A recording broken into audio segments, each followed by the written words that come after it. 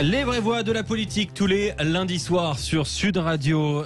C'est le rendez-vous politique après les vraies voix. On continue évidemment d'aborder tous ces sujets avec Nicolas Corato, toujours avec nous. Bonsoir Nicolas. Bonsoir. Président du think tank Place de la République. On est aussi avec Frédéric Sinclair, politologue. Bonsoir Frédéric.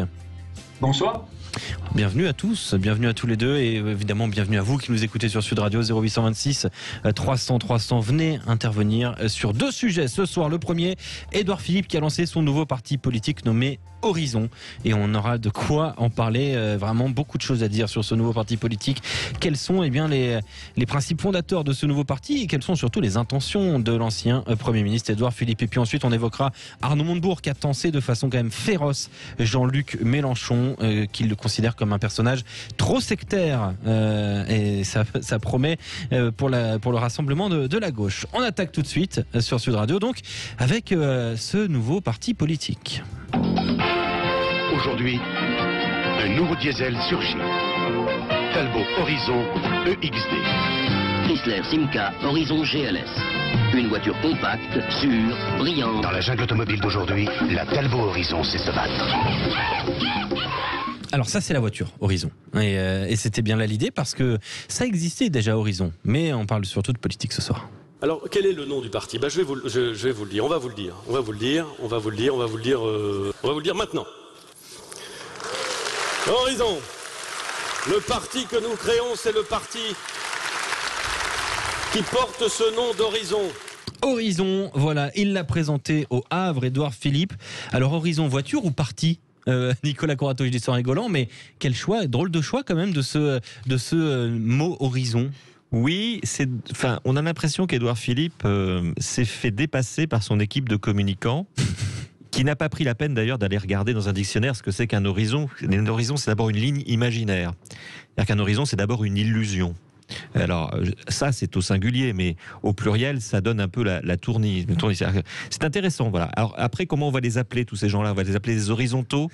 Mais voilà, c'est très drôle. Je pense que il faut arrêter. Je pense qu'il faut arrêter. Mais je le dis moi-même qui suis communicant de profession. Je pense qu'il faut que les communicants disparaissent un tout petit peu de la place publique, de la scène politique, pour laisser les élus en responsabilité et en sérieux. Je veux dire, ce que nous avons vu dimanche, je ne parle pas du fond, je parle de la forme, ça ne me paraît pas très sérieux. Oui, ça fait très produit marketing, mais très produit marketing raté. Encore une fois, ce parti a un nom d'illusion. Voilà ce que ça veut dire, un horizon. C'est d'abord une illusion. On écoute Édouard Philippe, justement, qui a expliqué pourquoi Horizon. Pourquoi Horizon ?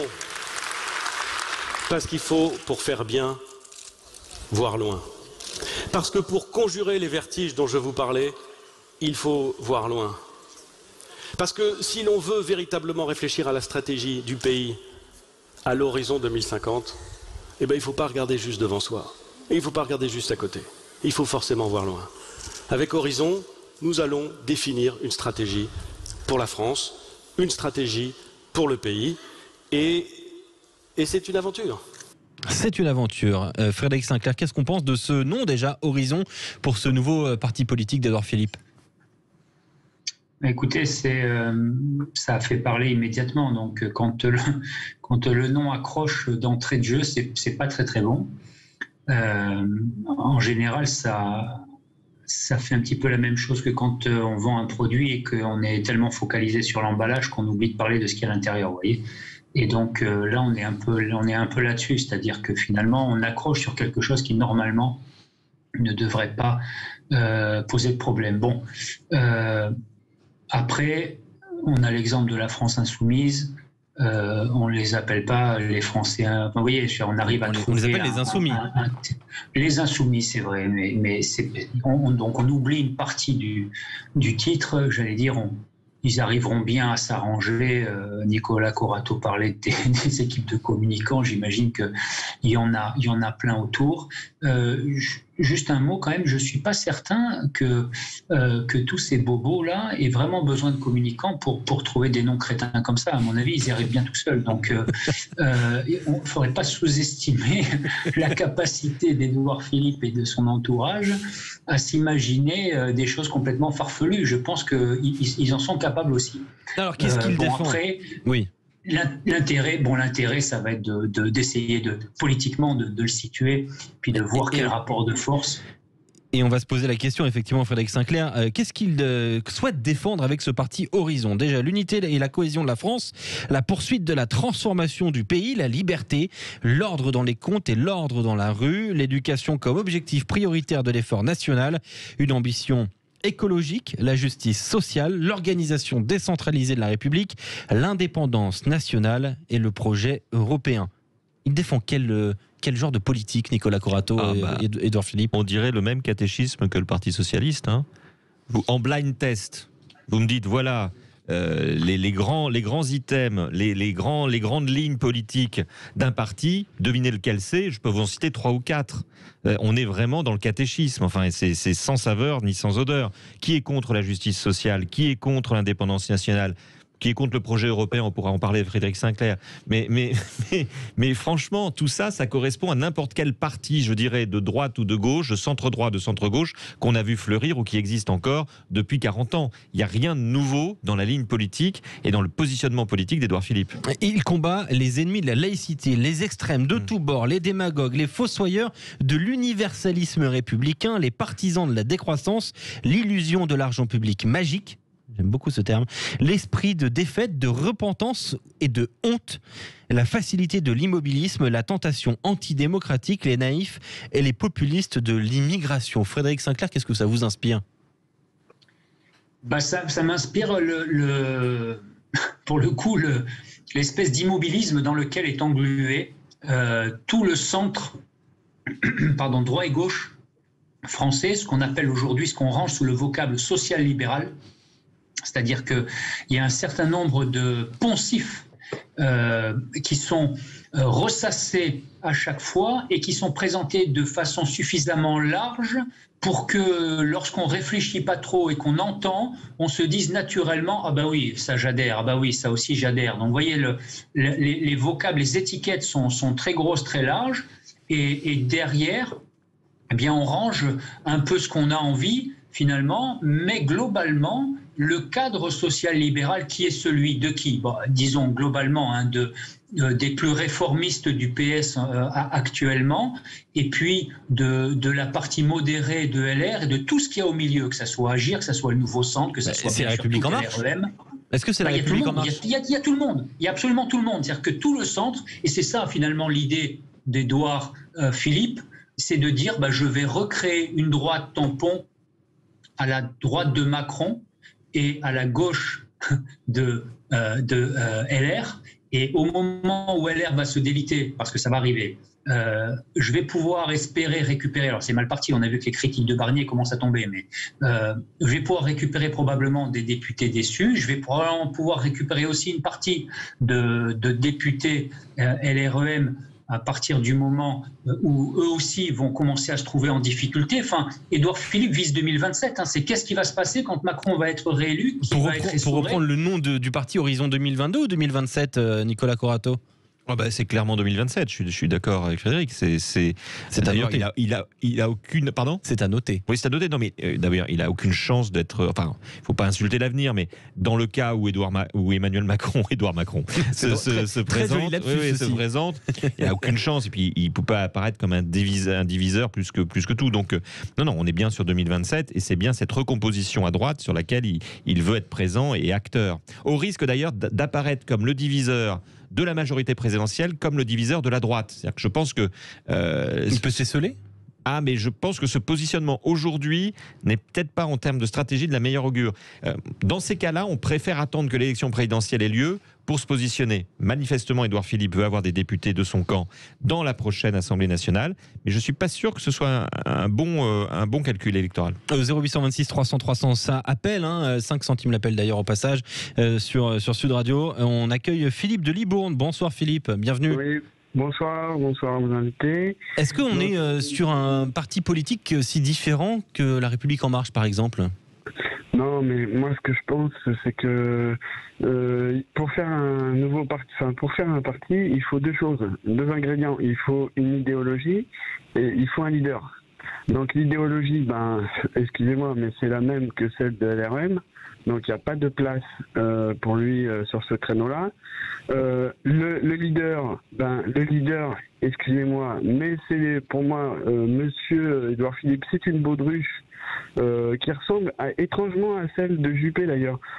C'était toujours le favori des sondages, le plus populaire, en fait, mais dès qu'il sortait d'une confrontation locale de Bordeaux, il n'y avait plus personne. Donc même à la primaire, il s'est fait éteindre.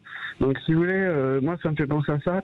Les Français, ils sont pas bêtes quand même. Ils savent que c'est le gars qui a provoqué les gilets jaunes, qui a été impitoyable avec les gilets jaunes, qui a provoqué la crise avec les 80 km/h et l'augmentation de l'essence. Les Français vont s'en rappeler.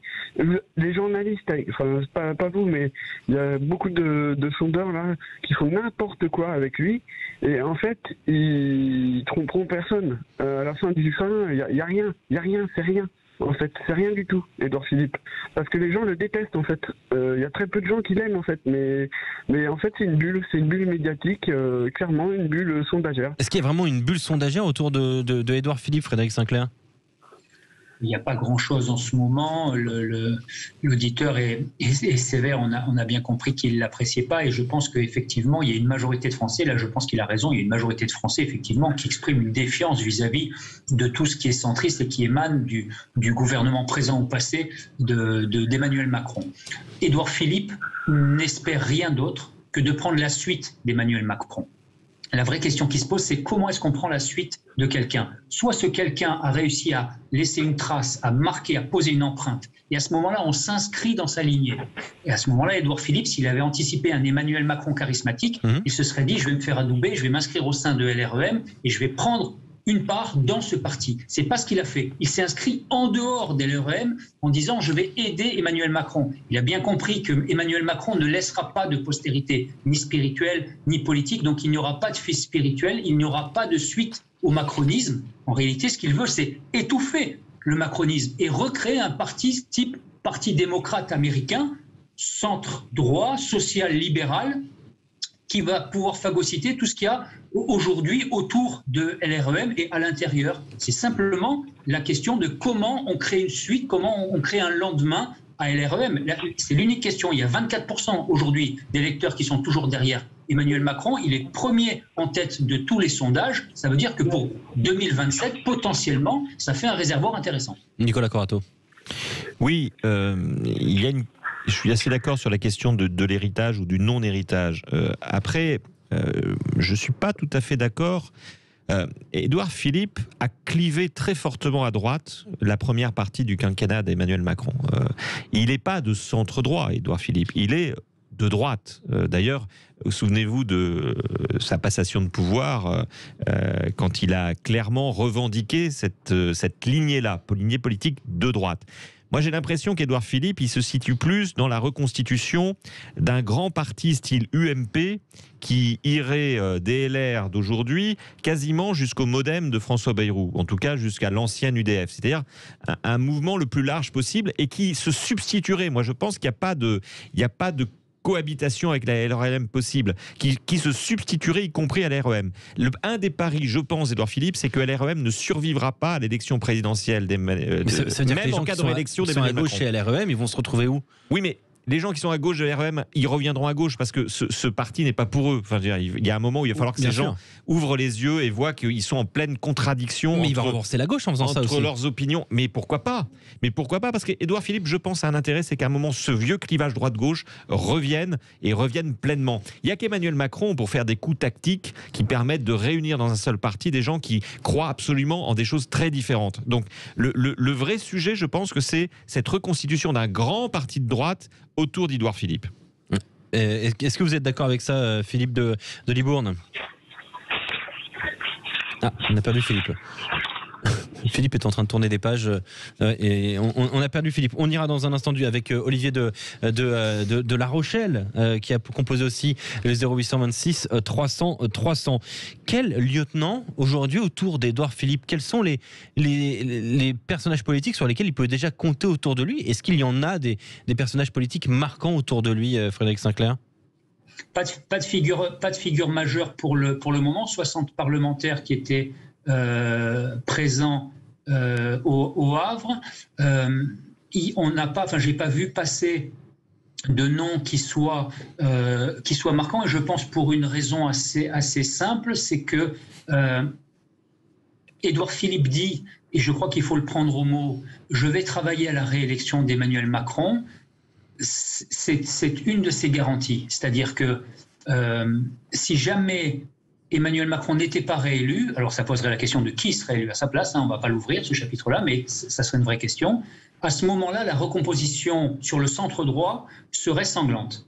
Donc le meilleur intérêt pour Édouard Philippe, c'est qu'il y ait une recomposition après un Emmanuel Macron élu qui va céder son siège. Et à ce moment-là, on a 5 ans pour fabriquer des députés, et à ce moment-là, on va travailler au ralliement. Donc aujourd'hui, j'aurais tendance à dire, avoir des lieutenants, c'est un peu prématuré. Avoir un peu de monde, pourquoi pas des maires, puisqu'il parle de décentralisation, fédérer une partie des maires de France, travailler à en récupérer certains, essayer de récupérer un peu de monde de chez Agir. On a Rissler qui est là, on a Fabienne Keller qui est dans Agir aussi, essayer de fédérer le centre droit d'Hervé Morin. Ça peut être des initiatives intéressantes, mais j'ai pas l'impression qu'aujourd'hui on en soit réellement à mettre un parti en ordre de marche. Et pourtant, j'allais vous dire, il va quand même falloir occuper des sièges à l'Assemblée, donc il va quand même falloir fabriquer des députés, donc il va quand même falloir avoir des noms.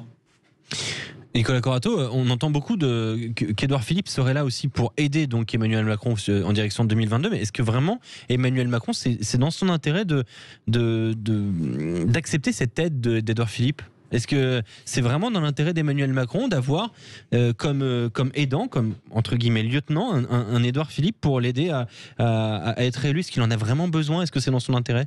Votre question est intéressante, elle est un peu compliquée. D'abord, il faut se souvenir qu'Emmanuel Macron avait proposé à Édouard Philippe, lorsqu'ils se sont séparés, ou lorsqu'il s'en est séparé, il lui avait proposé de travailler à la reconstitution de la majorité présidentielle. Édouard Philippe, d'une certaine manière, est dans la ligne de la proposition faite par Emmanuel Macron. Je ne suis pas sûr que c'était la manière dont Emmanuel Macron voyait les choses, mais en tout cas, facialement, il est sur ce chemin-là. Il est en train de réorganiser. Après, Emmanuel Macron partage rarement la lumière et partage rarement, y compris la bonne opinion publique. Ce qui renvoie d'ailleurs à l'opinion qu'ont les Français d'Édouard Philippe, sachant qu'Édouard Philippe est très peu testé dans les sondages. Aujourd'hui, on ne le teste pas comme une hypothèse, parce qu'il n'est pas candidat. Mais écoutez, il y en a un autre qui n'est pas candidat et qu'on teste 15 fois par semaine. Ouais. Donc moi, j'ai toujours cette question, pourquoi Édouard Philippe n'est pas testé dans les sondages? Ce serait intéressant de répondre à cette question, mais que je pose aux sondeurs. Donc le temps qu'Édouard Philippe n'est pas plus populaire qu'Emmanuel Macron, en tout cas ne progresse pas dans des sondages de popularité au-delà d'Emmanuel Macron, je pense qu'Emmanuel Macron peut se situer à un niveau supérieur à celui d'Édouard Philippe et se contenter de cette aide. Est-ce qu'Emmanuel Macron en a besoin? Ça, c'est une vraie question. Emmanuel Macron va certainement essayer d'aller gagner cette campagne à droite. Donc, il a besoin de tous les soutiens à droite. Et Édouard Philippe fait partie des soutiens. Et le fait qu'il ait constitué cette sorte de forteresse à l'horizon le place de plus en plus comme un soutien indispensable pour Emmanuel Macron. Mais je ne suis pas sûr que c'était complètement le dispositif auquel rêvait et qu'imaginait Emmanuel Macron. Ouais, j'ai l'impression que c'est peut-être Édouard Philippe qui a bougé le pion sur la partie d'échecs peut-être un petit peu avant Emmanuel Macron. Oui, et il faut dire aussi que Emmanuel Macron pâtit aussi de l'immobilisme, de l'incapacité de Richard Ferrand et de François Bayrou à recomposer la majorité présidentielle. Tout ça prend énormément de temps. Ils sont très lents. C'est beaucoup trop lent ce qui se passe à La République En Marche par rapport à tout ce qui se passe aujourd'hui sur l'échiquier politique. On accueille Olivier. Bonsoir Olivier, 0826 300 300. Vous nous appelez d'où Olivier? Eh bien, écoutez, je vous appelle de La Rochelle. Bravo, c'est une très belle ville. Et bravo le Stade Rochelais. Oui, certainement, oui. J'ai l'impression que pour vous, que ce soit Édouard Philippe ou Emmanuel Macron, c'est la même chose. Là, vous êtes plutôt d'accord avec cette idée-là, vous aussi? On peut l'appeler Emmanuel Philippe ou on peut l'appeler Édouard Macron. C'est ce qui s'est passé à l'instant d'ailleurs. En plus de ça, il a créé un parti qui est extraordinaire avec un nom qui est absolument merveilleux, Horizon. Vous savez que derrière l'horizon, c'est jamais ce qu'il y a derrière l'horizon. Alors je trouve tout ça, si vous voulez, j'écoute vos intervenants avec lesquels d'ailleurs, très sincèrement, je partage non pas les comment dirais-je, non pas les dialogues parce qu'à mon avis, et qu'il m'excuse, je pense que c'est beaucoup de blablabla. On passe du centre droit au centre gauche en passant par la droite et la gauche. Mais aujourd'hui, la politique, ce n'est plus ça aujourd'hui. La politique est un système qui tourne, et si vous êtes dans le système, eh bien vous avez autorité, et si vous n'êtes pas dans le système, vous êtes automatiquement écarté. Ça, c'est la politique. Donc alors maintenant, centre droit, centre gauche, la droite, la gauche, et toutes les analyses qu'ils peuvent faire, qui sont des analyses intelligentes d'ailleurs, j'en conviens, sont des analyses qui, à mon avis, sont perturbantes pour le peuple français qui n'y comprend plus rien. La seule chose que je voulais vous dire, et c'est un exemple que j'ai vécu, j'ai rencontré un grand patron de presse, que je ne citerai pas, à qui un jour, qui me disait qu'il avait une presse plutôt, disons, de droite. Et je lui faisais le reproche de ne pas avoir la même opinion de cette presse. Et vous savez ce qu'il m'a répondu ? Il m'a répondu, vous savez ce qu'on écrit dans les journaux ? Ce que vous voulez lire. Vous savez ce que les politiques disent ? Ce que vous voulez entendre. 60 millions de Français entendent, écoutent depuis 40 ans les mêmes leur raconter des sornettes et ils sont encore prêts à faire perdurer le système. Voilà mon intervention. Je n'espère ne pas avoir été trop violent, non, mais je pense qu'on est aujourd'hui dans un débat du blablabla et du n'avance à rien. Vous avez des hommes qui sont des hommes ambitieux, qui feraient tout pour leurs ambitions et qui vous raconteront tout et le contraire de tout pour leurs ambitions. Si vous êtes dans le bon côté de la barrière, eh bien vous pouvez vous exprimer. Grâce à vous, certains peuvent s'exprimer de temps en temps et qui sont un peu à l'encontre de ce système. Fût-il qu'on les soutienne jusqu'au bout et qu'ils soient vraiment libres. Quand je dis libre, c'est-à-dire qu'il soit hors système, et c'est l'avantage aujourd'hui de celui qui est sondé 10 fois par jour, 15 fois par jour, et qui fait peur à tout le monde, pour le citer Éric Zemmour. Merci beaucoup Olivier de La Rochelle. On revient dans un instant sur Sud Radio avec un autre débat, une autre idée. Arnaud Montebourg face à Jean-Luc Mélenchon. Les vrais voix de la politique jusqu'à 20h sur Sud Radio avec Nicolas Corato, président du think tank La Place de la République, et puis Frédéric Sinclair, politologue. On a évoqué à l'instant la création de ce parti Horizon, au nom bien particulier de Édouard Philippe. On va évoquer maintenant Arnaud Montebourg, qui a tensé de façon quand même très féroce Jean-Luc Mélenchon. Je vous propose d'abord, avant toute chose, d'écouter Arnaud Montebourg, invité du Grand Matin de Patrick Roger et de Cécile de Ménibus. C'était il y a 10 mois. Un attelage à la place d'un autre ne résoudra pas le problème. Le problème de notre pays, c'est son unité. C'est comment on arrive à construire un compromis entre des forces qui ne sont pas d'accord, mais qui doivent trouver un accord pour remonter le pays. Voilà. Moi, je n'ai pas d'autres questions. Donc, les uns, les autres, les verts, les bleus, les rouges, les roses, moi, excusez-moi, ça m'intéresse pas. Mais vous pourriez faire des alliances ? Écoutez, je ne fais pas d'alliance, ça ne m'intéresse pas. Pour l'instant, je défends des positions. Vous avez eu la gentillesse de rappeler que sur la démondialisation, le Made in France, il y avait des éléments précurseurs dans ce que j'avais défendu. Maintenant, ces idées-là sont dominantes et majoritaires. Donc il faut les mettre au pouvoir. Arnaud Montebourg, donc il y a 10 mois sur Sud Radio. Il était invité des plateaux de télévision ce week-end. Il a annoncé vouloir construire un rassemblement allant potentiellement des gaullistes aux communistes. Donc ça va c'est quand même un sacré rassemblement, mais en se démarquant de Jean-Luc Mélenchon, jugé trop sectaire.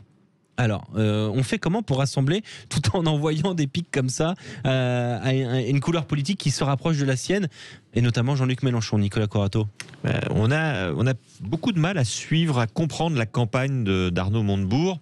C'est d'autant plus étonnant qu'effectivement, comme il le dit, c'était un peu son moment. C'est-à-dire que tout ce sur quoi il s'était battu arrive. On se découvre nu face à la pandémie, nu face à la Chine.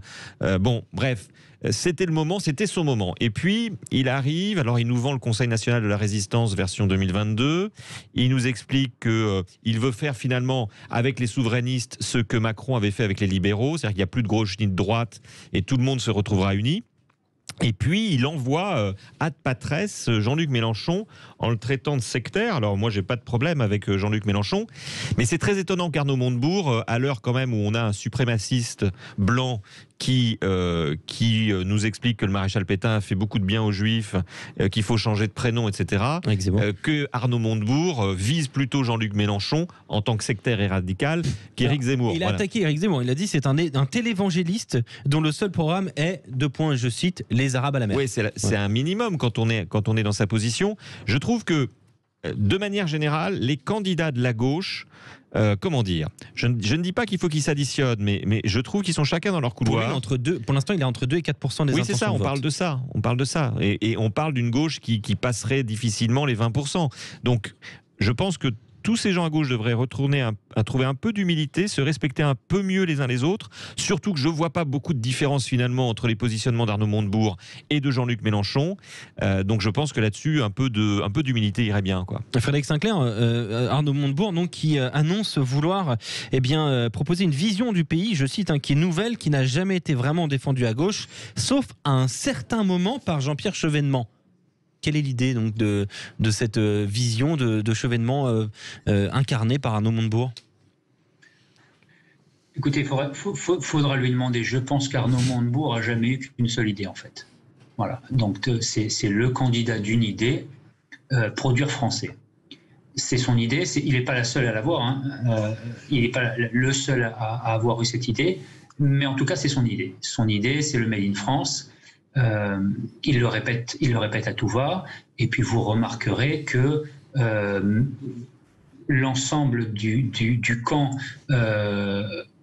que tout le monde aime à détester, cette droite hors les murs incarnée aujourd'hui par Éric Zemmour, reprend économiquement cette même idée, le principe de rendre aux Français une capacité de production et donc d'emploi. En réalité, c'est le principe de base du souverainisme. Une fois que vous enlevez cette idée-là, il n'y a plus rien chez Arnaud Montebourg qui le distingue d'un PS lambda. Rien. C'est les mêmes. C'est copie conforme. Donc c'est du PS plus produire français. D'ailleurs, il était ministre de Hollande. Enfin, je veux dire, il y a rien de neuf. Nicolas Corato, il nous reste quelques secondes. Est-ce qu'Arnaud Montebourg est un candidat crédible à l'élection présidentielle aujourd'hui ? Je le pensais quand il s'est présenté, parce que contrairement à ce que dit Frédéric, je pense qu'il avait d'autres cordes à son arc. Et notamment une vision sur ce que devaient être nos relations avec l'Europe un peu différente de la doxa à gauche. Je pensais d'ailleurs qu'il était capable de faire le pont avec Jean-Luc Mélenchon. Finalement, en rejetant Jean-Luc Mélenchon, il se discrédite lui-même. Voilà, autant j'étais assez enthousiaste à l'annonce de sa candidature, autant depuis qu'il est candidat, j'avoue que je suis un peu perdu par sa ligne politique que je n'arrive pas à définir et par son intérêt à être dans le jeu politique. Merci beaucoup Frédéric Sinclair, Nicolas Corato d'avoir été avec nous pour les vraies voix de la politique, évidemment. Dans un instant, vous retrouvez Peter Kingsbury de Coq Robin dans le Love Music d'Yvan Cujous.